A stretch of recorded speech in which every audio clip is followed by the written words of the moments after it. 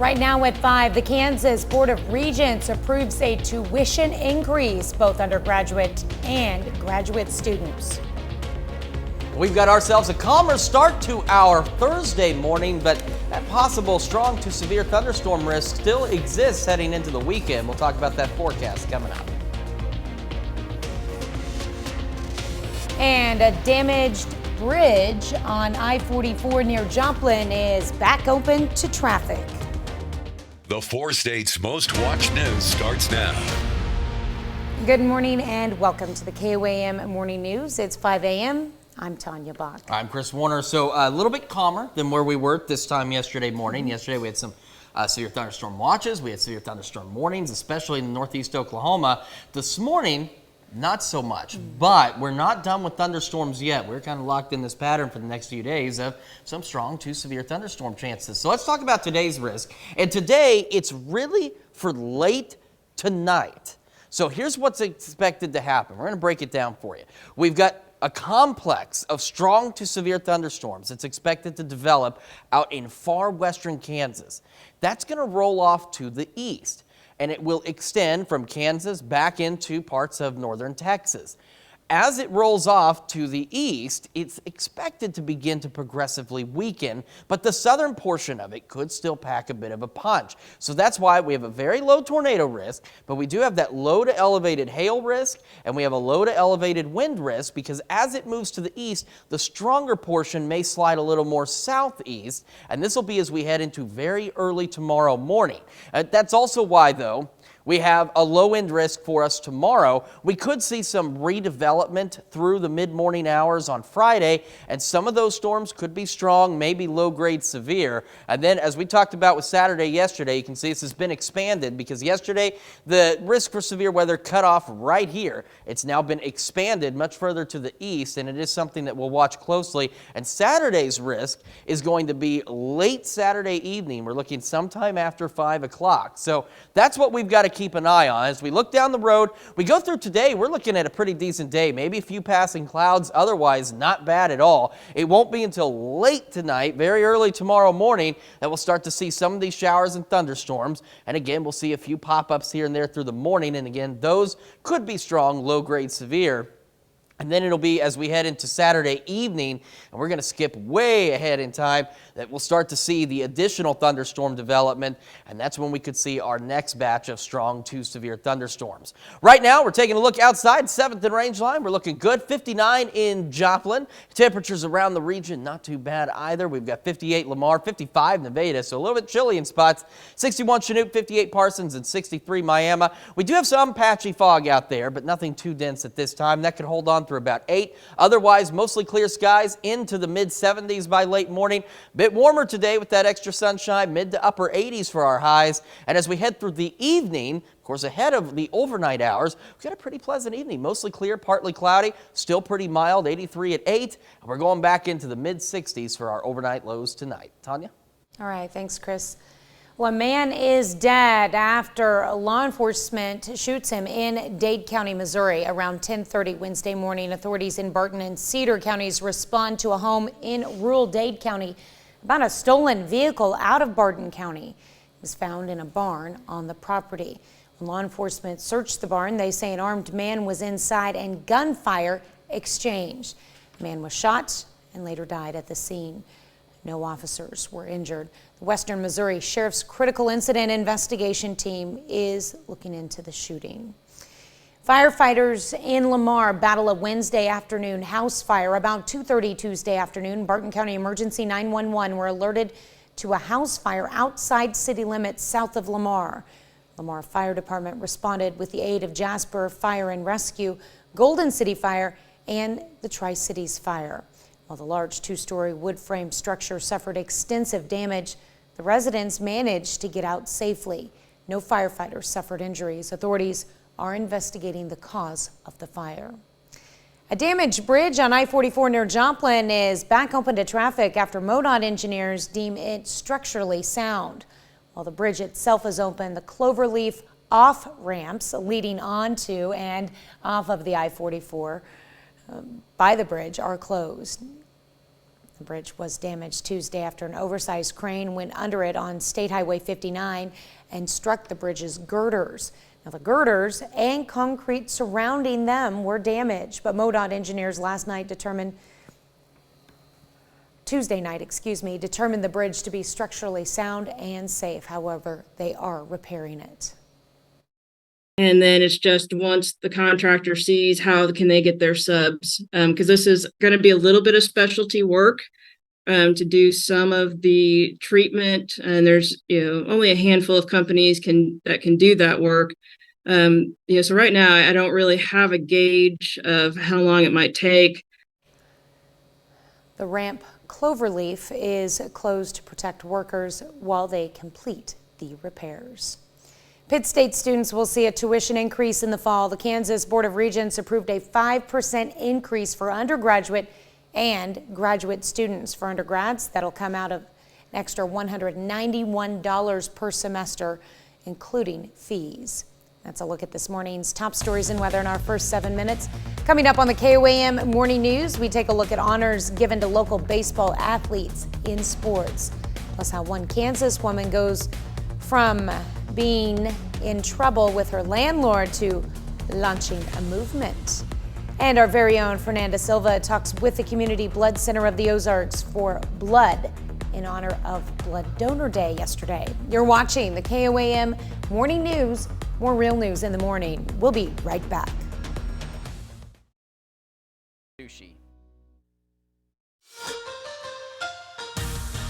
Well, the Missouri High School Baseball Coaches Association just came out with its all-state teams from the 2023 spring season, and plenty of local names and faces are featured on that list. Beginning first with Class 1, the Liberal Bulldogs, who advanced to the state quarterfinals, have 7 all-state players. First team features Peyton Morrow, who's committed to play baseball at Northwest Missouri State, along with Justin Payne, then Chase Ray, Nate Smith, and Cole Wiles on the second team, with Caleb Coleman and Brody Wilson receiving honorable mention. Class 2 features a few different schools. Purdy's Ezekiel Garcia is a first-team infielder. His teammate Travis Hughes on the second team, with Pierce City's Clayton Rayleigh. Then Josh Brown, Boston Getz, both from Purdy, along with Miller's Brady Johnson, round out the local players to receive honorable mention. To Class 4, Aurora's Hayes Hoffman, and Nevada's Case Sanderson on the first team. Honorable mention is full of names from the 4 states: Marcus Young, Jason Garner, and Aiden Clapper from Monette, along with Cade Bashore from Nevada and Aurora's Heath Hoffman. Lastly, 3 Webb City Cardinals are Class 5 All-State performers. The Darnell brothers, Cy and Kaler, along with catcher Sean Hunt, are all on the second team All-State. Meanwhile, we go to the Joplin Outlaws, and they snapped their losing streak with a dominant 9-3 win over Sedalia and had a chance to make it 2 in a row last night. Now, things don't go as planned for Joplin, though. The Bombers get revenge from their loss and win at 7-3. Joplin actually jumped out to an early lead, but Sedalia brought 5 runs across in the 6th inning. The Outlaws have had no answer since then. Good news, though, this is the 7th and final game of their long road trip.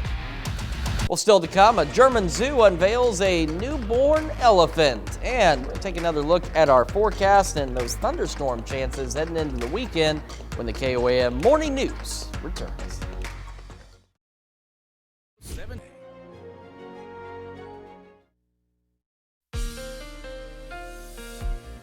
Welcome back to the KOAM Morning News, 5:14 now. So as we mentioned earlier, we have that strong to severe thunderstorm threat as we head late tonight, and then again a low-end risk for us in the morning hours tomorrow, and then we go back to an elevated risk as we head into Saturday for a good portion of the area. So let's break that down. This is what's expected to happen tonight. We're looking at a large complex of strong to severe thunderstorms to develop out in far western Kansas near the Colorado border. This complex could stretch back into parts of northern Texas, into the Texas Panhandle. It's going to roll off to the east-southeast as we go through the rest of today and into late tonight, early tomorrow morning. What's expected to happen is this complex could still be packing a bit of a punch as it rolls through the area. One possibility does have it making it into parts of southeast Kansas, rolling south-southeast.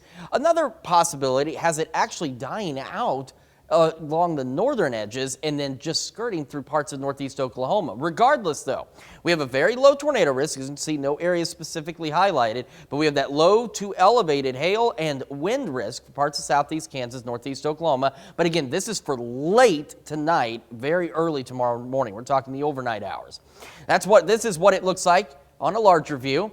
We go into tomorrow, we have a low wind risk for some strong, possibly severe thunderstorms across the area. This will be in the morning hours prior to noon, as we could see a few pop-up storms as a result of that activity rolling through, and a couple of those could be strong, maybe low-grade severe. Our best risk for a little more widespread potential severe weather is still looking to be Saturday. Now, yesterday that cut off right at the Kansas-Missouri state line. As you can see, it's been expanded further east, and this is going to be late Saturday evening after maybe 5, 6 o'clock. So it's something we're going to keep a very close eye on across the area. Let's talk about our current conditions.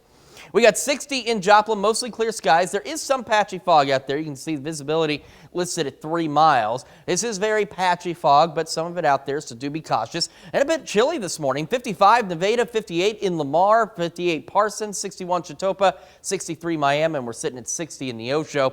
Get our morning started. Could see some of that fog holding on through about 7, 8 o'clock. Then we'll go to mostly clear skies, so just straight up sunny skies, mid-70s by late morning. And because we're looking at maybe just a few passing clouds and otherwise sunny conditions, it's going to be a warm one today. We start to heat up. We're looking at mid-upper 80s, sunny skies out there. A beautiful day, a little bit muggy, a little bit warm, but otherwise not bad. We head into this evening. Now, ahead of the storm chances overnight, we'll have a mild evening out there. Look at this, 83 at 8, 73 by 10. We'll start to see a few more clouds, start going partly cloudy. Then we'll go mostly cloudy overnight, lows in the lower to mid 60s, and then we'll start to see some of those thunderstorm chances. We got the morning storm chances tomorrow, but because they're in the morning, it's going to leave us a little bit muggy, going to leave us a little uncomfortable, and let us warm up. We're looking near 90 again on Saturday because these storms in the evening, so we'll have plenty of time to heat up ahead of that. Then those will sweep through late Saturday night into very early Sunday morning on Father's Day, but the rest of Father's Day looking to be good, mild, mid-80s. Mid-80s on Monday, near 90 again on Tuesday, maybe a pop-up storm, and for the first day of summer, right now we're looking at partly cloudy skies, hot conditions as we soar into the lower 90s. Well, this story begins with an art teacher's seemingly innocent method of expression, chalk art on the pavement in front of her home, and the joy of making TikTok videos. But then the landlord got involved, and then the followers on social media got involved, and now it's become a thing, a big thing. Eli Higgins shows us what led to a new event called Chalk the Town and the mission behind it. It makes me emotional. It makes me very emotional. Kara Vaughn is an art teacher in Hutchinson, and now tens of millions of people know her name. It all started 2 weeks ago when her landlord noticed she was doing chalk art on her driveway for TikTok videos. The conversation just goes in completely opposite direction of where I thought it was going to. And she started telling me that it was disrespectful and that I had to get rid of it. She says after some heated conversations, she agreed to wash it off and explained what was going on to her followers. But what blows me away is that she kept saying things like, Kara, we have conflict and you're disrespectful to me, and I know there are other places to rent, so if you don't like it here, you could just leave. The video blew up with almost 15 million views. And as if that wasn't crazy enough, it's what happened next that changed everything. You're doing it on the sidewalks Yeah. in front, Yep. and the city says it's all right? Yep. Well, I don't know that I really am happy about that either. Are you just trying to test me? This video of her asking the landlord for a copy of the lease exploded with nearly 30 million views and counting. There was gaslighting, manipulation, a lot of really bad, disturbing things. But instead of being discouraged by the negative side, Vaughn says she saw the opportunity of a lifetime. We're going to make a positive of the situation. She's using her massive newfound following to start a Chalk the Town movement to spread awareness that not only is chalk art harmless, but for many is a big tool for mental health. You know, just hope to spread awareness about things like that, about, mental health and emotional abuse, and then also that it is a problem in a lot of areas where people are not actually allowed to use chalk outside. That brings us to our question for you this morning. Have you ever used a movement to highlight something important to you? Yes or no? Well, we want to hear from you. Make sure you take time to vote through our website, through our app. take part in discussion on our Facebook page. We will be back with Health Watch right after this.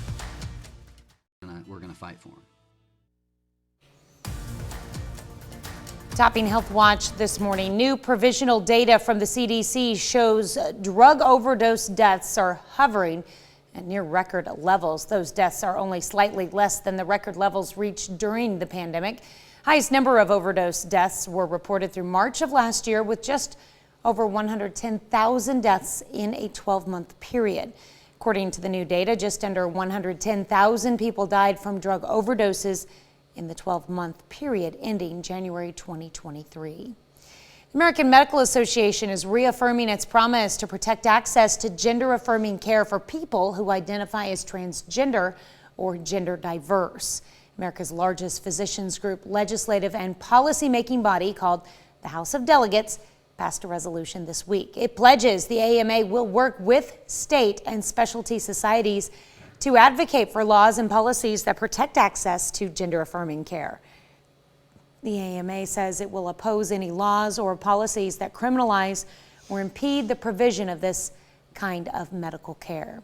Researchers say they have created the world's first human synthetic model embryos. The team behind the creation consists of researchers from Caltech in the U.S. and the University of Cambridge in the UK. They say their embryo-like structures were made from stem cells, bypassing the need for eggs and sperm. But they're at the very earliest stages of human development. That means they do not have a beating heart or a brain. Scientists believe this kind of research could one day help them understand genetic diseases or what causes miscarriages. Yesterday, the world rolled up its sleeve for World Blood Donor Day. In southwest Missouri and southeast Kansas, more than 40 hospitals depend exclusively on the Community Blood Center of the Ozarks for blood and blood products. KOAM's Fernanda Silva has the details. James Bales is a special blood donor.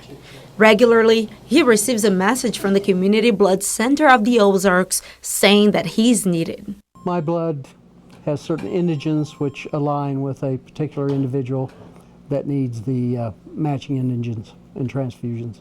The individual requires routine transfusions, and I get notified a week prior to, and then I set up the appointment, and they draw the blood and the units go to Springfield, and the individual receives those units. Bales doesn't know specifically who receives his blood and for what reason, but he's happy to help and encourage others to do so. Well, because a ready supply is needed for any situations that may occur, whether vehicular accident, a natural disaster. Blood will be in short supply, so it needs to be stored or stockpiled, so to speak. But most donors don't have their blood directed to a specific person. Giving blood, for some reason, has always made me feel good, not just about giving, but also it just makes me feel physically better to give blood. They're doing good for their community and people who've been in accidents or having surgeries or anything like that. They're needing blood, and by doing that, you're helping them out. It takes around 200 blood donations every day to meet the needs of the hospitals in the area. Last year, almost 30,000 people sat in a chair just like this to help the cause. We never know when we're going to need blood. You know, there's not one of us who doesn't know someone dealing with cancer or dealing with heart disease, certainly accident victims. Those patients need blood every day in their treatments. But the other part of it is when those accidents happen, when those tragedies happen, the blood needs to be ready on the shelf, ready to go. Reporting in Joplin, Fernanda Silva, KOAM News. With just one donation, you can help as many as 3 different patients. To learn how to support the cause, just go to KOAMnewsnow.com. That's a look at some of today's top health stories. You're watching the KOAM Morning News. And we've got ourselves a pretty nice day across the area today, but we do still have the threat for some strong, possibly severe thunderstorms as we head toward the weekend. We'll have the latest on that when we come back. Passionate, affordable care. Right now at 5:30, McDonald County leaders come together to discuss the future of the county. We got a quiet and cool start for us across the 4 states on this Thursday morning, but strong, possibly severe thunderstorms still in our forecast. We'll take a look at that coming up. And Pittsburgh Community Theater puts on its summer theater camp. The 4 states' most watched news starts now. Good morning and welcome to the KOAM Morning News. It's now 5:29. I'm Tanya Bach. I'm Chris Warner. So it's a little bit cooler this morning and considerably calmer this morning. Yesterday, boy, we were certainly busy in the Skywatch Storm Center because we had a number of severe thunderstorm warnings and that severe thunderstorm watch in northeast Oklahoma, northwest Arkansas. None of that happening today, but tomorrow morning could end up being a bit of a repeat performance, and we're going to talk about that right now in the forecast. So let's take a look at our risks. This is today, but you just got to get in the heads of the weather folks down at the Storm Prediction Center at the main forecast office in Norman as to what is today and what is tomorrow. This is today, but this is really, truly late tonight. We're talking midnight, maybe a little after, for this severe threat. So for what we're looking at overnight, we're looking at a very low tornado risk. No specific areas highlighted. We do have a low to elevated hail risk and a low to elevated wind risk. A complex of storms out in far western Kansas is going to develop later today. It's going to surge east-southeast across the state into parts of Oklahoma.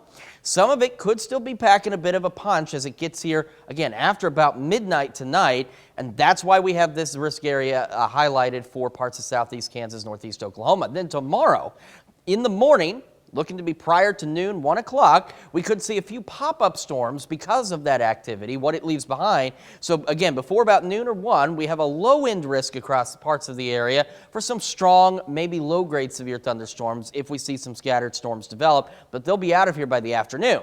Then we go into Saturday. Saturday, we were talking about it yesterday. We're talking about it again today. Saturday looks to be our best opportunity for a little more widespread, strong, possibly severe thunderstorm activity. And anything we see Saturday, though, is going to be late in the evening. And so, you know what? Let me go straight to the 7 days. This is going to all kind of be more clear on the 7-day forecast. So let's go into this. Today, we're looking to be warmer. We're going to see sunny skies today, maybe a few passing clouds. We're talking mid to upper 80s out there. Tomorrow, because these storms are going to be in the morning, we're going to clear out by the afternoon. That's going to allow us to get pretty toasty as we go near 90.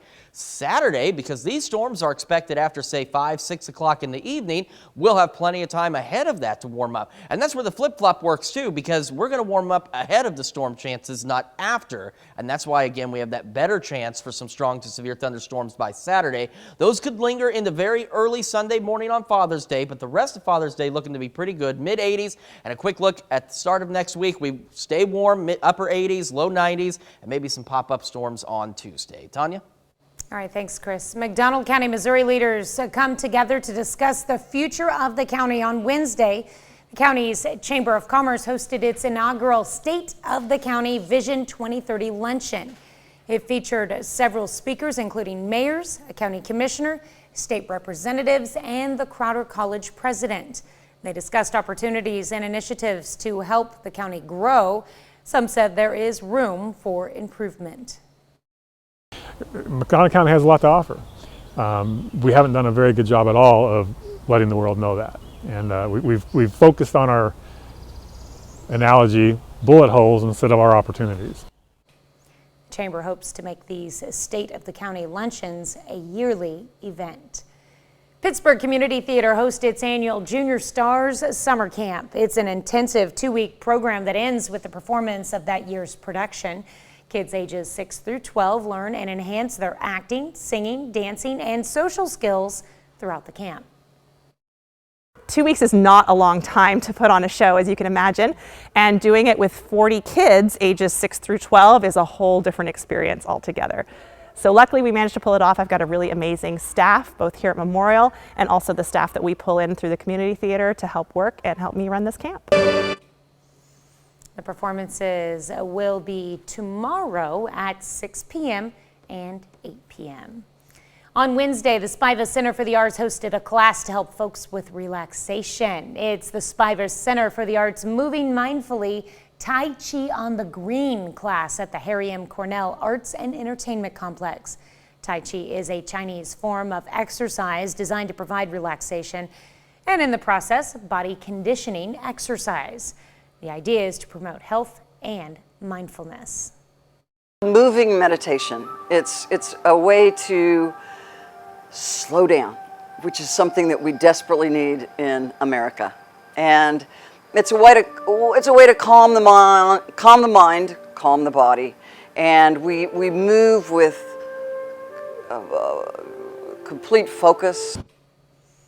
If you missed your chance, the next class will be July 12th and August 9th. Well, this week is Recycling Workers Week, and during the week, people all around the world take the time to appreciate the efforts of those who keep their communities clean. There are several names these people go by, whether it is a sanitation specialist or a waste management professional, or even just by their name. The role of these people goes beyond garbage collection, though. Waste management provides a variety of programs and services that protect the environment. We try to ask that people have things clean and separated, but that's not always the case. So they will separate it, put it where it goes in the different categories so that it's easier for us to process in the back and bale up before we ship off. Be sure to thank your local waste management and recycling workers, and of course, take part in local recycling programs. Well, this morning we're discussing using movements to highlight important causes, such as mental health. Kara Vaughn is an art teacher in Hutchinson, and now tens of millions of people know her name. It all started about 2 weeks ago when her landlord noticed she was doing chalk art on her driveway for TikTok videos. She says after some heated conversations, she agreed to wash it off and explain what was going on to her followers. Well, the video blew up with almost 15 million views, and as if that wasn't crazy enough, it's what happened next that changed everything. The next video of her asking the landlord for a copy of the lease exploded with nearly 30 million views and counting. And instead of being discouraged by the negative side, Vaughn says she saw the opportunity of a lifetime. And that brings us to our question for you. Have you ever used a movement to highlight something important to you? 100% of you say that you have. None of you say that you have not. So, and of course, the movement she started was for mental health. They're doing a Chalk the Town event and encouraging people to do chalk art all over the place. So all right, it's a pretty big deal. So make sure you take time to vote through our website, through our app, and of course take part in the discussion on our Facebook page. That's a look at our top news stories. Coming up this half hour in the KOAM Morning News, Milwaukee hosts one of the longest running Juneteenth celebrations, but records show Wisconsin had similar events even earlier. Plus, climate activists smear paint on a Monet painting. We'll have the latest on that. Ooh, you're watching the KOAM Morning News. More real news in the morning. We'll be right back. But first, here's a live look from Main Street in Joplin. Hey, quick reminder, today is Third Thursday. There's another celebration downtown.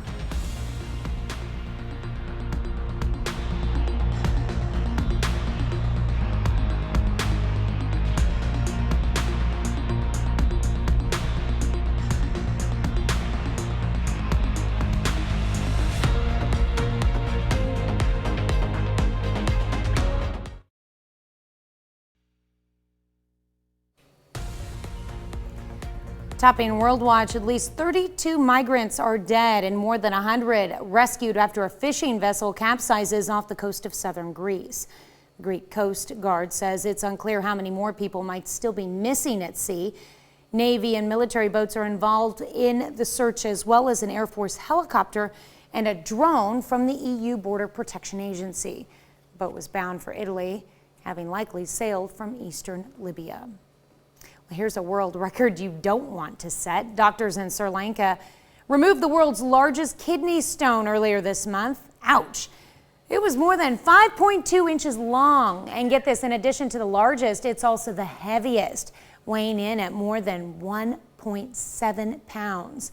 It beat the previous record by 0.4 pounds. It's not something you'd want to pass naturally. Climate protesters stage a controversial demonstration in Sweden. It happened at Sweden's National Museum in Stockholm on Wednesday. Two women threw red paint on the painting The Artist's Garden at Giverny by French artist Claude Monet. The duo then glued their hands on the artwork's frame and demanded action on climate change. They called on a ban on peat mining and urged officials to restore local wetlands. Both women were later detained by police. Gee, I wonder why. Museum conservators are now examining Monet's painting for damage, but a spokesperson did say it was encased in glass. That's good. Well, groundbreaking new legislation on artificial intelligence passes in the European Parliament. The draft law, called the AI Act, is one of the first major moves to help regulate artificial intelligence by putting tougher restrictions on the tech's riskiest uses, like facial recognition software or tech targeted to kids. Any company that violates requirements will face hefty fines in the tens of millions of dollars. The final version of the law is expected to be voted on later this year. Well, these childhood drawings probably deserve a better spot than to be hung by the fridge. Drawings from King Charles III as a child are going up for sale as part of a collection of royal memorabilia. The collection includes 8 drawings believed to be done between 1953 to 1955, when the king was about 5 or 6 years old. Those are pretty good. Some of the drawings feature his parents, Queen Elizabeth II and Prince Philip. Pieces of art will be auctioned off by Hanson's auctioneers on Friday and are expected to be sold for $6,500 to nearly $13,000. What tiny but also big addition makes its debut at a zoo in Germany? This elephant cub was born Tuesday in Cologne, but its mother, Bindi, was also born in the Cologne Elephant Park. Zookeepers have not been able to tell if it's a boy or girl yet, as the herd has been protecting the newborn, as is typical for wild animals. The new cub still needs a name. This birth marks the 13th time an elephant has been born at the Cologne Zoo. That's a look at some of your biggest headlines from around the world. We'll be right back. Direct at choicehotels.com. Welcome back to the KOAM Morning Talker. On this Thursday morning, so we have strong severe thunderstorms possible late tonight. So this is today's outlook, but again, you got to get into the minds of the folks down in Norman, Oklahoma at the Storm Prediction Center and how days work for their timing purposes. So this is actually going to be really overnight tonight. We're talking after midnight. We have a very low tornado risk. You can see no specific areas highlighted, but we have a low to elevated hail risk and a low to elevated wind risk for parts of southeast Kansas stretching back into northeast Oklahoma. Here's what's expected. We're looking at a complex of storms, and they've got actually a significant severe risk far to our west. It's going to develop in western Kansas. It's going to roll east-southeast across the state through the day and into tonight. There's the possibility it could still be packing a bit of a punch as it approaches our area, but as you can see, we've got the lower end risks out there and just just clipping that elevated area, as this could start to kind of slide through the area as we get into the overnight hours tonight. So it's something we'll keep a close eye on for you as we head through tonight into tomorrow morning. It's honestly starting to look almost like yesterday morning storms that were sweeping through parts of northeast Oklahoma. It's looking to follow a very similar course and do the same thing. So we'll keep a close eye on that for you. Then tomorrow morning, and we're talking morning after the sun's up, could see some scattered pop-up storms, kind of some storms popping up off the remnant energy of the activity that rolls through overnight tonight. And some of those could be strong, maybe low-grade severe. So maybe some small hail and some gusty winds. And that'll be all prior to, say, 1 o'clock tomorrow afternoon. And then we'll clear out and we'll get pretty toasty. Then we go into Saturday. We were talking about Saturday yesterday. We're talking about Saturday today. We're going to be talking about it again tomorrow, because Saturday is looking to be our best opportunity for some severe weather across the area. So we're still obviously a couple of days out, but not a lot changing other than the elevated risk area from yesterday stopped right at the Missouri border. Today, it's been expanded much further eastward. So we're going to keep a very close eye on this. Now for Saturday, we're looking at more so at a risk of strong damaging wind gusts and some large hail. So we'll, again, keep a very close eye on this for you. Let's take a look on the future track. So one other possibility is that these storms start to kind of die out as they get closer to the area, and we get, again, a very similar situation to yesterday, with more of it focused down into northeast Oklahoma and northwest Arkansas. Then as the morning progresses, we'll see some of these pop-up thunderstorms, and a couple of these, even though they're going to be fairly scattered or even isolated at best, could be strong, possibly low-grade severe. Then we're going to head into our Saturday, and I set this to skip pretty far into Saturday. So we go late into the morning, early afternoon Saturday, a couple of showers maybe, but the main event looking to be later in the evening, say after about 5 o'clock, with showers and thunderstorms, and some of these could be strong to severe. So again, we're going to keep a very close eye on that for you. And that could even linger with a second round very early Sunday morning. But the good news is we're expecting that to clear out and leave us with a pretty decent Father's Day. All right, current conditions. We got some fog out there. Job reporting 3 miles visibility. Here on our camera, you don't see any fog. I haven't seen any on the MoDOT cams, but patchy fog for sure. Otherwise, clear skies, 60 around the area, looking pretty decent. We got 57 in Nevada, so a bit chilly. 57 Iola, 61 and by Chanute, 63 Miami, and 61 Neosho. We're going to take a quick look at the 7-day. Today, we're looking at highs mid to upper 80s. We're looking at mostly sunny skies out there. We'll clear out after the morning storms. That allows us to get warm. 90s. Then we go into the upper 80s by Saturday, and then we'll see those thunderstorms Saturday night into Sunday, mid 80s for Father's Day, upper 80s, low 90s as we kick off next week with storms possible by Tuesday. That's Check Your Forecast. We'll be right back after this, but we do want to take a quick look from downtown Joplin, as tonight specifically, is another Third Thursday.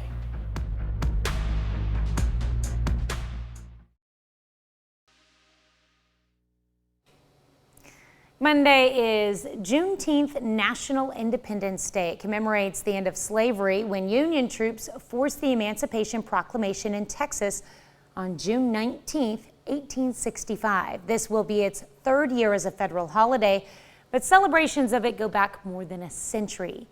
Mary Jo Ola reports on one about an hour outside of Milwaukee that could be one of the earliest in U.S. history. Here in Delavan, people are uncovering a little-known piece of history. I've learned a lot. It's been fascinating. Newspapers from 1886 detail a local emancipation celebration about 20 years after the end of slavery.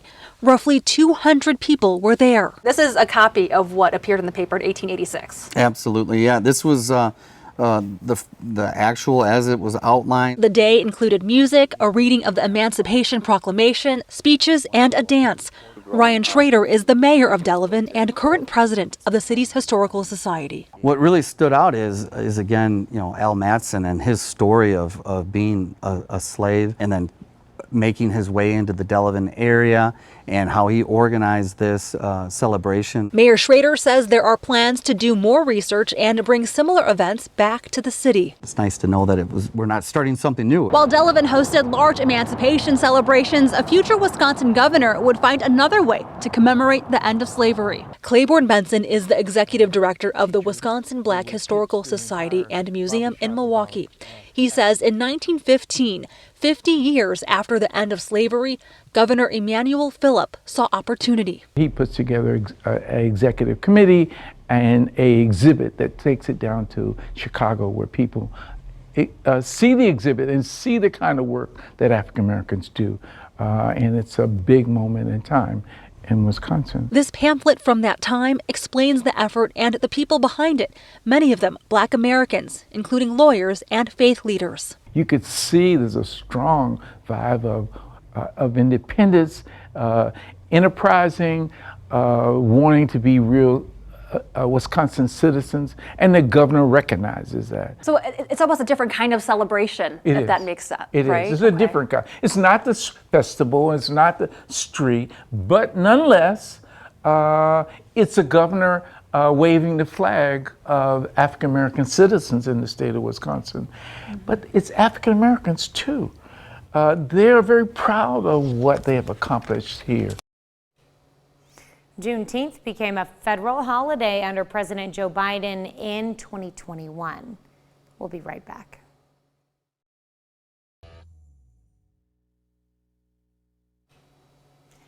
NASA's Curiosity rover sent back a stunning postcard of what the Mars surface looks like at different times of the day. The picture is actually a combination of black and white panoramas captured in the morning and the afternoon. A team added color later.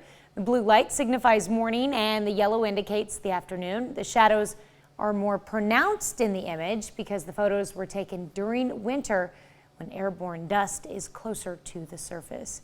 Curiosity has been exploring the Gale crater since it arrived on Mars in 2012. It's going to be a special Father's Day at the Whipsnade Zoo. It's Bashu's first Father's Day with Wilfred. Zookeepers snapped this tender moment of the father and son reticulated giraffes.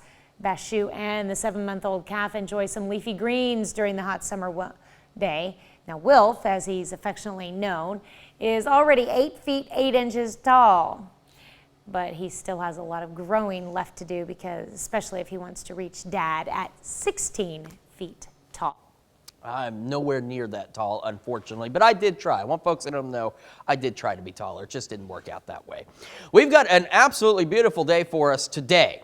We'll have some fog, patchy fog out there through about 7, 8 o'clock. Then we're going to go mostly clear, some sunny skies, mid-70s by late morning. We head into the afternoon, maybe a few passing clouds, otherwise sunny skies, and that does allow us to warm up. We're talking mid, maybe even upper 80s out there for some of us.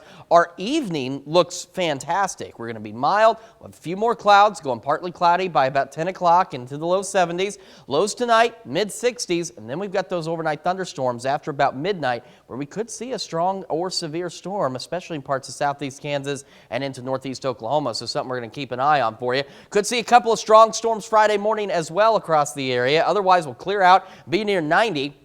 Saturday, our better chance for a little more widespread strong to severe thunderstorms, especially in the evening after, say, 5, 6 o'clock. So something else to keep an eye on. Father's Day, some morning thunderstorms, otherwise good, mid-80s. We're looking at upper 80s Monday, pop-up storms Tuesday, near 90, low 90s for the first day of summer, and partly cloudy.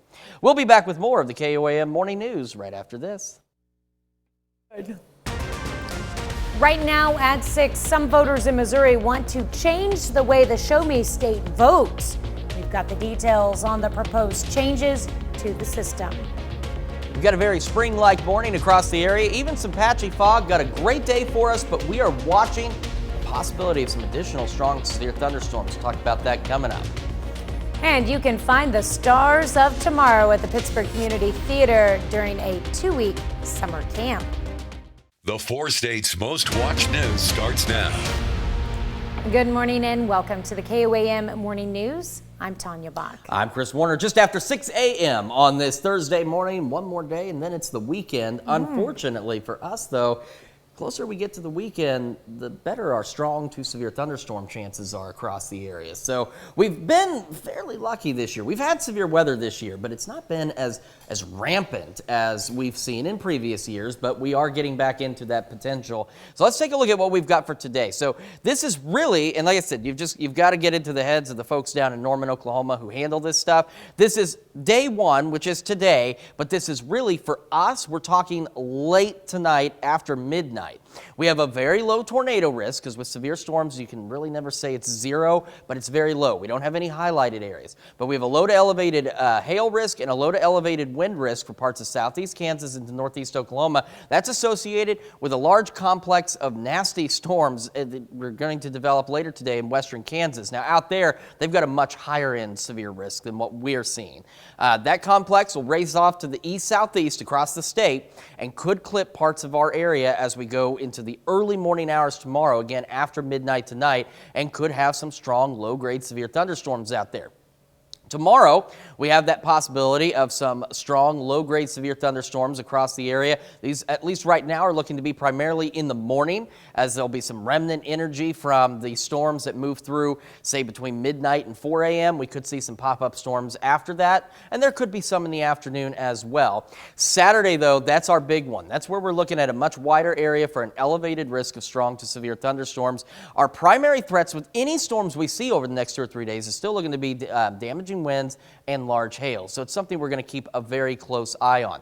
Let's look at the 7-day real quick. Today, we got a pretty decent day, mostly clear skies, heating up a bit, mid to upper 80s. Then we'll see those thunderstorms move in later tonight and into tomorrow. And then we've got highs near 90 once we clear out from that. And then Saturday, after about 5, 6 o'clock, that's when our better chances of these strong, possibly severe thunderstorms are. Ahead of it, we heat up near 90. Father's Day, these storms ongoing early in the morning Sunday should clear out, giving us a nice warm day, mid-80s, upper 80s Monday, 90 on Tuesday, some pop-up storms, first day of summer, partly cloudy, hot, low 90s. Tanya? All right, thanks, Chris. Law enforcement shoot a man in Dade County around 10:30 Wednesday morning. Authorities in Barton and Cedar County responded to a home in rural Dade County about a stolen vehicle out of Barton County. It was found in a barn on the property. When law enforcement searched the barn, they found an armed man inside and exchanged gunfire with him. Authorities shot the man, who later died at the scene.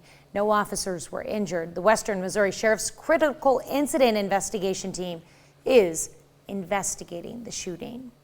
Firefighters in Lamar battle a Wednesday afternoon house fire. About 2:30 Tuesday afternoon, Barton County Emergency 911 were alerted to a house fire outside city limits south of Lamar. Lamar Fire Department responded with the aid of Jasper Fire and Rescue, Golden City Fire, and Tri-Cities Fire. While the large two-story wood frame structure suffered extensive damage, the residents managed to get out safely. No firefighters suffered injuries, and authorities are investigating the cause of the fire. Well, there's a push to add a new voting system in Missouri. It's called ranked choice voting. Joe McClain digs into the details of this proposed system. In our current election system, you may have wanted to support a third-party candidate, but were worried it would split your party's vote, and you would end up with an even less preferable candidate. That wouldn't happen with ranked choice voting. It lets you vote for your second, third, and fourth choices as well, and so on. And then it all comes down to the counting. Winston Apple, who is a Democrat, filed the proposal for ranked choice voting, which would get rid of primary elections in Missouri. But if no candidate wins a majority, you start dropping candidates off, starting with the one with the least first choice votes. And then you redistribute the second choice votes for the voters that had voted for that candidate. And you just repeat that process in rounds until a candidate has 50% plus one of the votes, and that candidate wins. The big advantage of that system, just done straight like that, is that the winning candidate has the support of a majority of voters. He said you would likely see fewer negative campaign ads. When you know that you may get a seat or win based on somebody's second or third choice vote, you tend not to want to attack your opponent quite so viciously. Apple says because the two major parties wouldn't be guaranteed a candidate in a head-to-head race, it would hold the parties more accountable to voters. I spoke to Missouri Secretary of State Jay Ashcroft, the state's top election official and Republican candidate for governor. He is staunchly against ranked choice voting. I think what's really happening is that you have people that have a political objective. They are unhappy with either who's being elected or what's passing. So they're saying, let's change the rules to put a thumb down on the scale so that we can do better. Other opponents add that the system is confusing to voters, and the time it takes to count the votes, which could be days, would lead to less confidence in elections. State agencies predict the system, if adopted, would require a one-time cost of at least $245,000 and ongoing cost of at least $332,000 each general election year. However, with the elimination of primary elections, the agencies estimate the state would possibly save $7 million each general election year. McDonald County, Missouri leaders come together to discuss the future of the county. On Wednesday, the county's Chamber of Commerce hosted its inaugural State of the County Vision 2030 luncheon. It featured several speakers, including mayors, a county commissioner, state representatives, and the Crowder College president. They discussed opportunities and initiatives to help the county grow, and some said there is room for improvement. McDonald County has a lot to offer. We haven't done a very good job at all of letting the world know that. And we've focused on our analogy, bullet holes, instead of our opportunities. The Chamber hopes to make these State of the County luncheons a yearly event. Pittsburgh Community Theater hosts its annual Junior Stars Summer Camp. The camp is a 2-week-long summer intensive that ends with the performance of that year's production. Kids ages 6 through 12 learn and enhance their acting, singing, dancing, and social skills throughout the entirety of the camp. I hope that kids take a love of theater and a confidence in who they are as a person. I like to tell my kids that on the stage, we are safe. We can make mistakes, we can be ourselves, we can be someone else, and we will not be judged for it. We will be loved for who we are and what we give to our community. Well, first of all, I guess in a child care setting, I think it promotes great ideals of determination and hard work, while also working on like teamwork and social skills and stuff like that. Performances take place this Friday, June 16th, and will be at 6 and 8 p.m. That's a look at this morning's top stories and weather in our first 7 minutes. Coming up on the KOAM Morning News, it can be tough to keep your head above water, especially if you're a coastal city.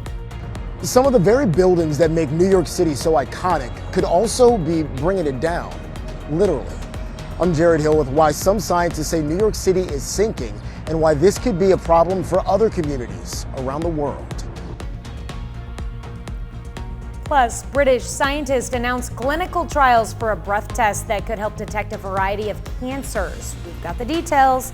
And Chris returns with another look at your forecast and if the 4 states can expect more storms headed our way for the weekend. You're watching the KOAM Morning News.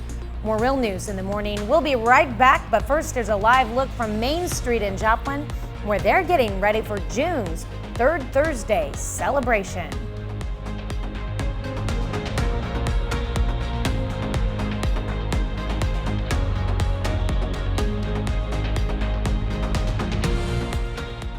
Strawberry shortcake snowball slush float. Sonic.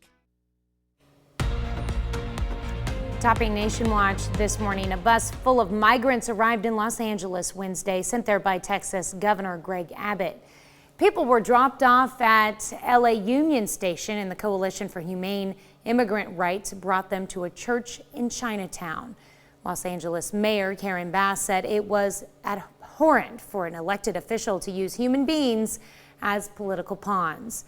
Governor Abbott says since last spring, Texas has sent more than 21,000 migrants to cities across the country. Earlier this month, Florida Governor Ron DeSantis sent 2 planes full of migrants to Sacramento. 9 women who accused Bill Cosby of sexual abuse in the past filed a new lawsuit Wednesday asking for a jury trial against the comedian. Plaintiffs alleged they were either given pills or tainted drinks by Cosby during encounters in Nevada and were sexually assaulted while drugged. The lawsuit filed in the U.S. District Court of Nevada says the encounters happened from approximately 1979 to 1992. Lawsuit was filed just weeks after a new law took effect in Nevada, eliminating the statute of limitations for most sexual assault cases. Cosby is also facing lawsuits in other states that have recently passed similar look-back laws, including New York and California. A dramatic sight in Richardson, Texas, Wednesday afternoon when a cement tanker caught fire and exploded. Fire officials said the tanker's extension boom hit some power lines, sparking the fire and blast. The truck operator got out safely and no one was hurt. Power was knocked out to about 1,200 customers in the area, but has since been restored. Well, coastal cities around the world are sinking. It's partially a natural process, but some researchers say humans may be to blame for making the problem worse. That in turn could lead to areas becoming more prone to issues like flooding during severe weather events. Jared Hill reports. The very buildings that make New York City's skyline so iconic are also making it sink. That's according to a recent study by the U.S. Geological Survey. Scientists look at the Big Apple and its more than 1 million buildings that equal an estimated 1.7 trillion tons. We found areas where there was greater than the average by a significant amount, so as high as 4.5 millimeters per year of subsidence in certain spots. Subsidence is the geological term for sinking. Glaciers from the Ice Age are partially to blame, and yeah, so are the buildings. But Tom Parsons, the study's lead author, says it's also about where we're putting that weight. There's a lot of places where there's been artificial fill placed in New York City to sort of expand the land areas. And so those places where they kind of just dump dirt in there, it hasn't really had a chance to consolidate. Those places seem to be sinking much faster. Experts say one reason this very slow sinking is such a pressing concern is because the water around New York City is rising more quickly, possibly 8 to 30 inches, according to one study by the 2050s. This is yet another factor that's leading to increased risk of impact from climate extremes and climate change. Climate scientists say the data isn't cause for immediate panic, but instead immediate planning. One of the next steps, focusing specifically on the communities that are disproportionately impacted by climate change And New York City isn't alone. A University of Rhode Island study last year looked at 99 coastal cities around the world and found the vast majority are sinking faster than the sea levels are rising. Jared Hill, CBS News, New York. A recent UN report estimates by 2050, 2 out of every 3 people worldwide are likely to be living in cities or other urban centers. Some solutions for the sinking that scientists point to include barriers in water to combat rising tides and making sure new buildings are constructed on top of more firm bedrock. And that's a look at some of today's top national stories. Here's Chris with a look at your forecast. Yeah, we've got ourselves a pretty pleasant day today. A little chilly out there, some patchy fog as well, but we are still watching the possibility for some strong, possibly severe thunderstorms as we head through tonight and into this upcoming weekend. We'll take a look at that full forecast when the KOAM Morning News returns.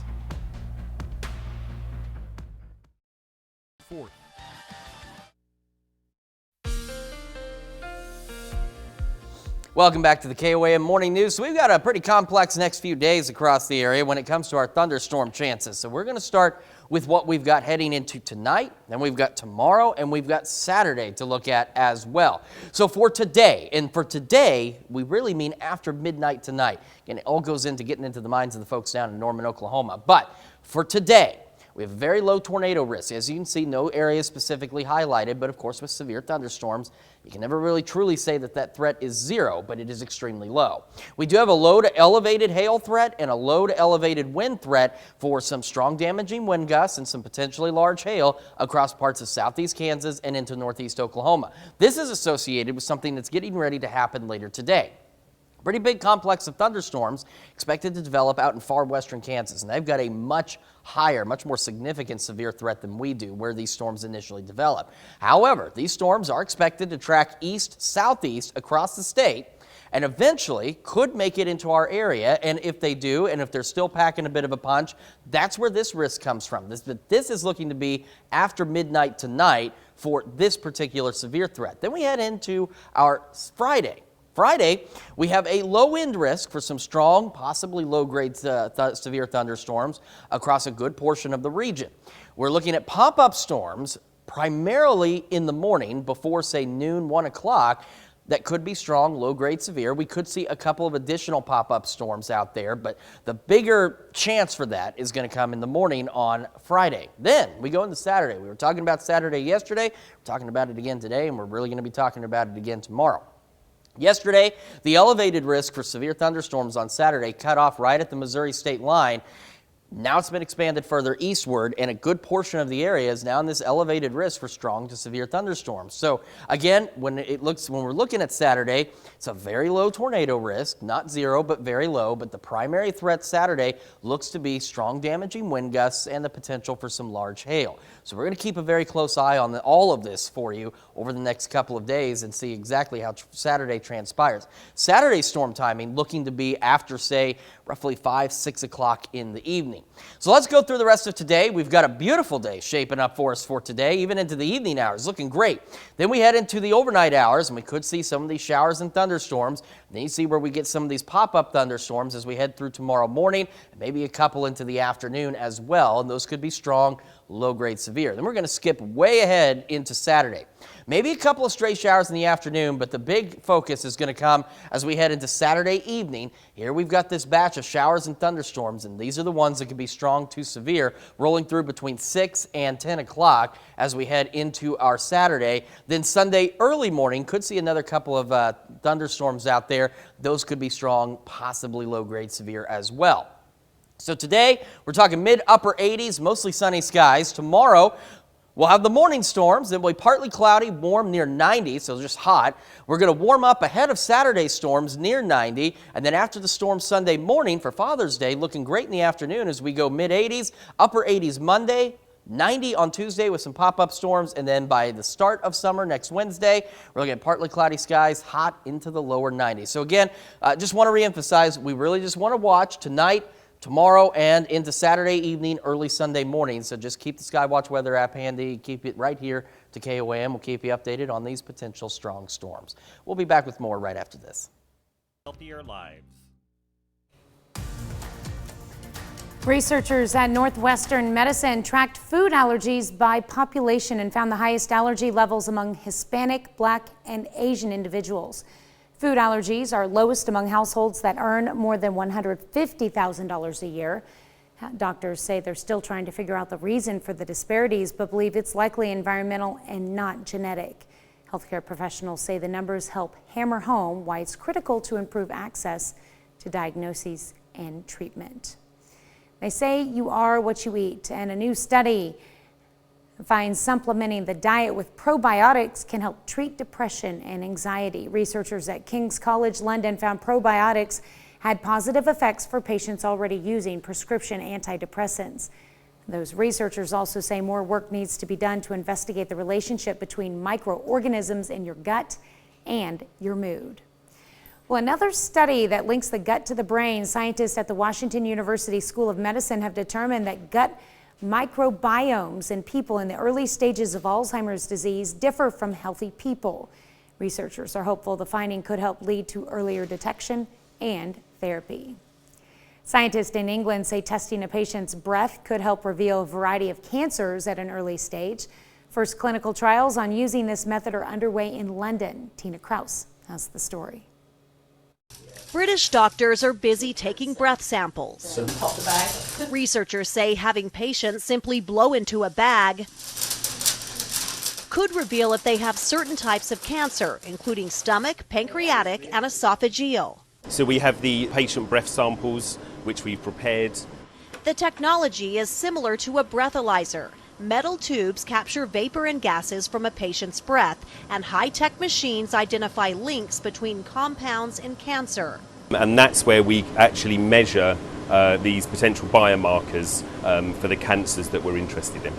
Scientists at Imperial College London say previous trials on hundreds of patients have shown 90% accuracy. Now they want to see if breath tests can catch the disease early, when patients have better outcomes. If we wait too much and the patient has an early cancer, then it becomes late cancer by the time the patient have very definitive symptoms. Doctors say not only can the breath test help pinpoint tumors within minutes, but it could also replace more invasive procedures like endoscopies. Researchers have been perfecting the technology for 15 years and are now recruiting more than 20,000 patients for their final breath test trials, hoping to deploy the devices in doctors' offices within a few years. Tina Kraus, CBS News, London. The new trials will focus on detecting early-stage cancers of the esophagus, pancreas, colon, and liver. Experts say those tumors account for more than 20% of all cancer cases in the world. That's a look at some of today's top health stories. You're watching the KOAM Morning News. And we've got ourselves some patchy, dense fog across the area. Take a look at the fog tracker. I just stepped outside. You need to slow down in places. It's not everywhere, but some patchy, dense fog possible, especially along the I-44 corridor and then up into the northern portions of southwest Missouri. We'll be back with another check of that forecast and our strong, possibly severe thunderstorm chances heading into the weekend when we come back. Right now at 6:30, MoDOT engineers give the green light to travelers heading back across the damaged I-44 bridge. We've got ourselves some patchy, dense fog out there. Otherwise, we're looking at a really clear and calm Thursday, but strong to severe thunderstorms still in our forecast. Take a look at that coming up. And they are the unsung heroes in every community, the men and women who keep our cities clean. KOAM photojournalist Trevor Lewis takes us to meet some of these individuals in honor of National Waste and Recycling Workers Week. The 4 states' most watched news starts now. Good morning and welcome to the KOAM Morning News. It's now 6:31. I'm Tanya Bach. I'm Chris Warner. So we've got ourselves some patchy, dense fog out there that we need to watch out for, especially along the I-44 corridor and stretching in parts of southeast Kansas, southwest Missouri. So if you are traveling, watch out for it. It's not everywhere. It's patchy. That's why we call it patchy, but just be prepared for some dense fog in some locations this morning. We're also tracking the possibility of additional strong to severe thunderstorms. Now today, we're looking pretty darn good. It's tonight, say after midnight, that we have this possibility We've got a low to elevated hail risk and low to elevated wind risk for some large damaging hail and some strong gusty winds out there. Tornado threat very low. You can see no areas highlighted, but of course with severe thunderstorms, it's never truly zero. It's just, in this case, it's pretty low.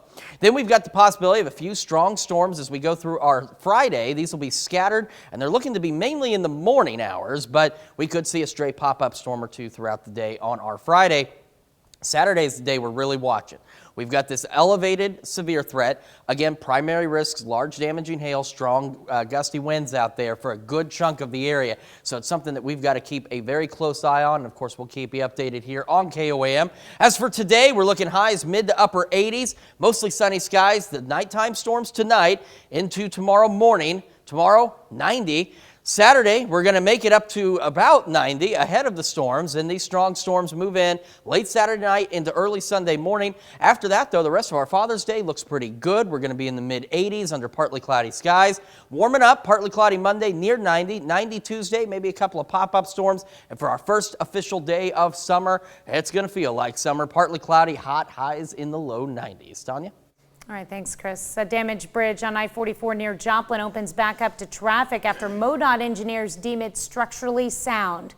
While the bridge itself has reopened, the clover leaf off-ramps leading on and off of I-44 by the bridge remain closed. The bridge was damaged on Tuesday after an oversized crane went under it on State Highway 59 and struck the bridge's girders. The girders and concrete surrounding them were damaged. But MoDOT engineers last night determined the bridge to be structurally sound and safe. However, they are repairing it. But the areas where the worst damage was, we're trying not to, we're not allowing traffic on those. So the bridge is safe. I mean, if it wasn't, it would be a whole different ball game this morning. We would, if there was any inclination that we could not put traffic over these bridges, we would not. So we're, very confident, but we're also going to be inspecting, these bridges daily, seeing if anything changes. Ramp Cloverleaf remains closed to protect workers until they complete the repairs. The world did not waste any time this week celebrating the men and women who keep our communities clean, and that goes for right here in Pittsburgh. KOAM photojournalist Trevor Lewis took a trip over to the SEK Recycling Center in honor of National Waste and Recycling Workers Week to meet the people behind the scenes and to see how the job gets done.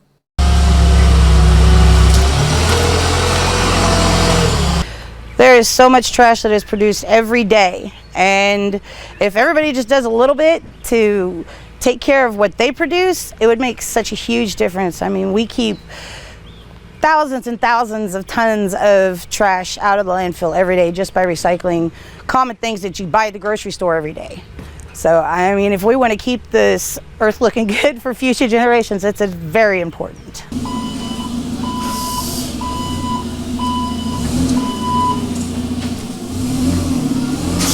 Generally, like when the public comes in through the tunnel, they assist everybody, they pull their recyclables out of their vehicle. Sort, we categorize, and most importantly, we make sure it's all together.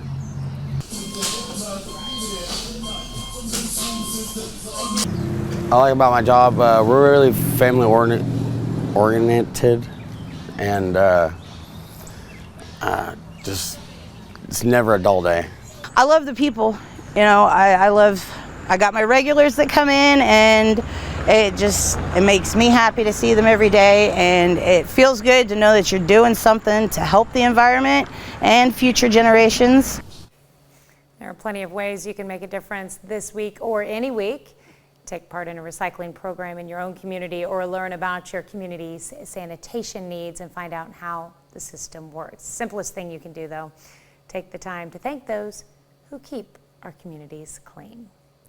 Well, yesterday, the world rolled up its sleeves for World Blood Donor Day. The international event raises awareness of the need for safe blood. It also serves to thank voluntary unpaid blood donors. In southwest Missouri, southeast Kansas, and northwest Arkansas, more than 40 hospitals depend exclusively on the Community Blood Center of the Ozarks for blood and blood products. It takes around 200 blood donations every day to meet the needs of the patients in the area. In 2022, almost 30,000 blood donors helped the cause.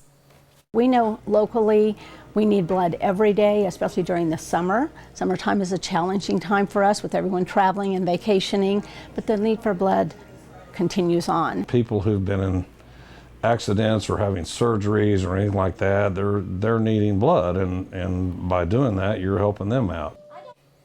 Just one donation can help as many as 3 different patients. To learn how to support the cause, go to KOAMnewsnow.com.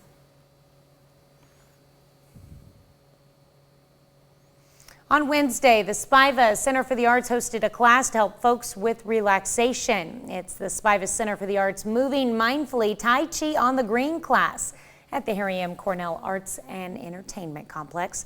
Tai Chi is a Chinese form of exercise designed to provide relaxation and, in the process, body conditioning exercises. The idea is to promote health and mindfulness.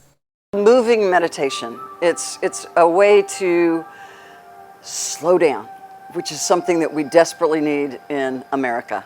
And it's a way to calm the mind, calm the body, and we move with complete focus. If you missed your chance, the next classes will be July 12th and August 9th. That's a look at our top news stories. Coming up this half hour in the KOAM Morning News, the Federal Reserve puts the brakes on raising interest rates. The Fed's first pause on raising interest rates in over a year. I'm Jared Hill with why Chair Jerome Powell says this is likely only temporary. And we've got ourselves a foggy start for us on this Thursday morning. Looking at a great day ahead of a couple of possibilities of some strong to severe thunderstorms. Take a look at that full forecast when we come back. But first, we've got another live look from downtown Joplin ahead of tonight's Third Thursday.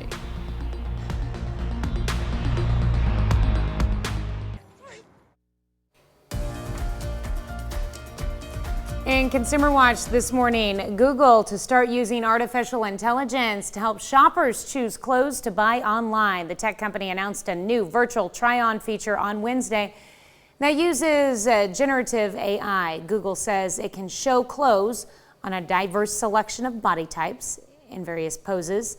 The new feature is hopes to make it easier for online shoppers to get an idea of how clothing will look on them before they make a purchase. Now, the AI software will initially work with women's tops from certain brands such as Anthropologie, Loft, H&M, and Everlane. Well, Chrysler is recalling more than 300,000 Jeep Grand Cherokees because the rear coil springs on some newer models could fall off while the vehicle is being driven, increasing the risk of a crash.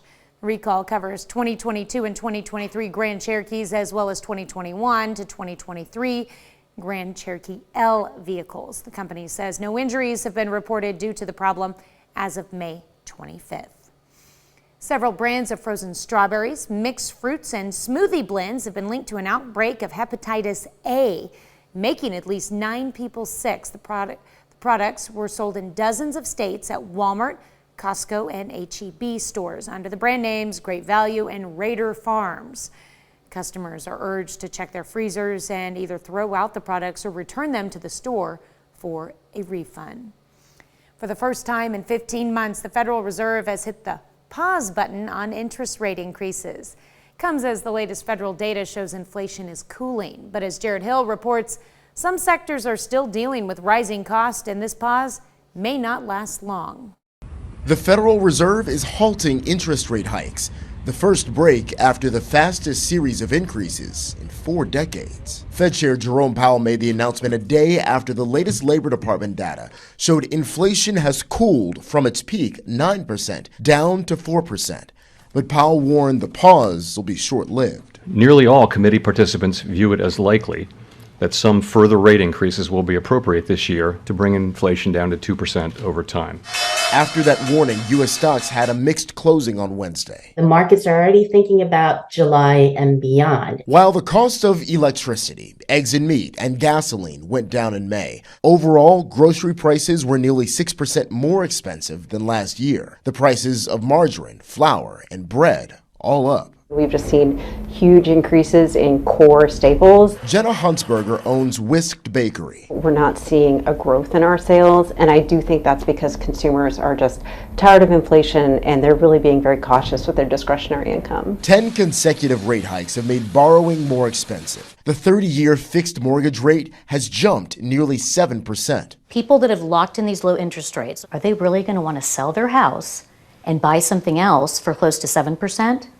They're going to hang on. The next rate increase could come as soon as next month when the Fed meets again. Jared Hill, CBS News, New York. Federal Reserve Chairman Jerome Powell indicated that the pause will give the central bank more time to assess the impact of its actions so far. That's it for Consumer Watch. Here's Chris with another look at your forecast. Yeah, we've got ourselves some patchy fog out there in some locations, so do watch out for that. We're otherwise looking at a beautiful day today ahead of the possibility of some additional strong, maybe severe thunderstorms heading through tonight and into this upcoming weekend. We'll take a look at that full forecast right after this, and it's almost time to celebrate birthdays and anniversaries. They're coming up after the break, but first, why don't we go ahead and check out what's happening on CBS Mornings. I'm Tony DeCopel. Coming up on CBS Mornings, Grammy Award winner Sarah Bareilles will be here talking about taking Waitress the Musical from Broadway to the big screen. That's coming up on CBS Mornings. All right, time for some Thursday birthdays here in the 4 states. And we're going to start up north in Frontenac, Kansas with Adeline Richardson celebrating number 8. It says, happy birthday, Addie. Love Mom and the whole gang. Allie Musa turning 11 years old this year in Scammon, Kansas. And in Pittsburgh, we've got Landon Prophet celebrating number 13. Welcome to the teen years, Landon. All right, on the left in this picture here, Amy Shanks from Columbus. Happy birthday. And Haley Bugney in Frontenac celebrating a birthday today. Very happy birthday, Haley. And it's a 49th wedding anniversary celebration for Ed and Teresa Murphy. The Murphys are in Iola, Kansas. And we've got Richard and Betty Craig in Baxter Springs celebrating their 65th wedding anniversary. Says, congratulations, Mom and Dad. We love you. All right. Lily June Newbanks is celebrating a birthday in Columbus. And Nathan Head celebrating number 44 over in Joplin. Happy birthday. In Erie, Kansas, Larry and Charla Sands, 60 years of wedded bliss. Congratulations. And in Arcadia, we've got Danita Powell celebrating number 77 with birthday love coming from your kids and grandkids. All right, these lists have not been nearly as long as they used to be, so they need to be a little longer. Tanya, how can they contribute? All right, all you have to do is send your birthdays to us at birthdays@KOAMnewsnow.com. And of course, while you're on our website, keeping up on the latest news, weather, and sports, make sure you take time to sign up for the KOAM Birthday Club. It is easy to do, and on top of all the other cool stuff, you get special deals from local businesses. Additionally, you get a special birthday message from your friends here at KOAM. So head over to KOAMnewsnow.com and sign up for that birthday club today. All right, so today, more specifically after midnight tonight, we've got a possible threat for some strong, maybe severe thunderstorms. Let's break it down real quick. Out west later today, big complex of nasty thunderstorms expected to develop. Out to our west, the severe threat significantly higher than what we have here. We have a very low tornado risk, so there's no specific areas highlighted out there, so that's some good news. We have a low to elevated hail and low to elevated wind risk for parts of southeast Kansas and into northeast Oklahoma. That batch of storms out west expected to surge east, maybe southeast, across the state and could still be packing at least a little bit of a punch as it rolls into our area after midnight tonight in the very early morning hours of our Friday, and that could bring some large damaging hail and some damaging wind gusts. So that's something we got to keep an eye on. Then we go into our Friday. We could have some remnant energy to trigger some pop-up storms. We're looking primarily in the morning Friday, but we could still see a couple throughout the day, and those pop-up storms tomorrow could be strong, maybe low-grade severe, so we're going to keep an eye on that. But the big thing we're really watching is Saturday. We've got this elevated risk for severe weather that overspreads a good portion of the area. We started talking about it yesterday. We're continuing to track it as we get closer. Again, very low tornado risk at this point on Saturday is what we're looking at. We're looking more so for large hail and those strong damaging winds. So we're going to keep a close eye on that. If this all comes to be and comes to pass the way it's expected, we're looking sometime after about 6 o'clock for us on Saturday for these storms to roll through. All right, our camera, 7th and Rangeline, got a great view of the sunshine and the sunrise out here, but pretty foggy in some areas, so do be cautious out there. We're at 60 in Joplin, so we've got a chilly start for us across the area this morning. We're sitting at 58 in Nevada and Iola, 59 Chanute, 58 Pittsburgh Parsons, 62 Miami, and 62 in Neosho. As we get our morning started, some of that patchy fog could hold on through about 8 o'clock or so, and then we're looking at mostly clear skies today. We're going to make it up to the mid-70s by late morning ahead of a very warm day across the area before we get into those storm chances tonight. We'll have more on your forecast right after this. And when the KOAM Morning News switches over to Fox 14 at 7, we're taking you out to the ball game. But you might want to bring a helmet. We're headed into the broadcast booth of a New York Yankees game where, oh my goodness, their legendary broadcaster John Sterling takes a foul ball off his forehead in the middle of a live play-by-play. It's the kind of story, it's the kind of bonkers story that only Jeannie Moose can bring you. And we've got it when the KOAM Morning News steps up to the plate at 7 on Fox 14, and I'll recharge my voice by then as well. Warren Ailes, a four-state hero. Here's a check of today's top headlines, the news you need to know before you head out the door. A damaged bridge on I-44 near Joplin opens back up to traffic after MoDOT engineers deem it structurally sound. While the bridge itself is open, the Cloverleaf off-ramps leading onto and off I-44 by the bridge are closed. The bridge was damaged Tuesday after an oversized crane went under it on State Highway 59 and struck the bridge's girders. McDonald County, Missouri leaders come together to discuss the future of the county. On Wednesday, the county's Chamber of Commerce hosted its inaugural State of the County Vision 2030 luncheon.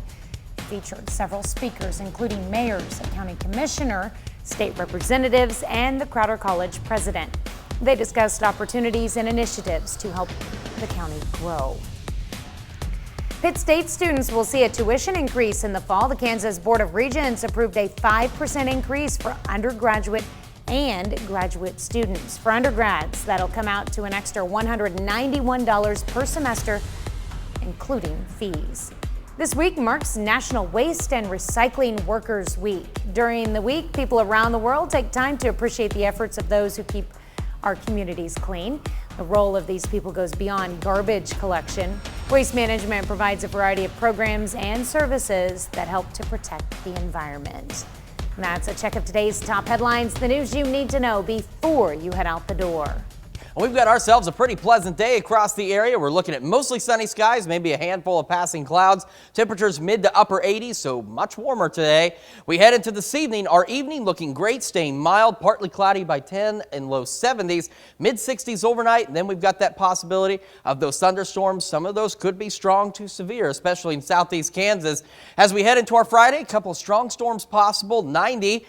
Near 90 Saturday, and then we're looking at a better chance of strong to severe thunderstorms Saturday evening into early Sunday morning. Father's Day looking great after the storms. First day of summer, look at that, low 90s, partly cloudy. All right, well, coming up today at noon, we're making State Fair sausage packets in the Mr. Food Test Kitchen. And your morning news continues on KOAM with CBS Mornings. How the fight over the role of women led the Southern Baptist Convention to expel one of the country's most famous mega churches. That's coming up on CBS Mornings. Or you can switch on over with us on Fox 14, where your only local morning news continues. And this morning, we introduce you to a program that crochets wigs for children with cancer. Plus, we'll meet the U.S. barista champion who's looking to drink from a taller mug of success when he competes in the World Coffee Championships. And, you know, it occurred to me, the statement of an oversized crane implies the possibility of an undersized crane. Something to think about this morning. And that's going to wrap it up for us for now. We'll let you ponder on that for a moment, and we'll see you back here tomorrow morning at 5 a.m. And we're going to do it again today at noon.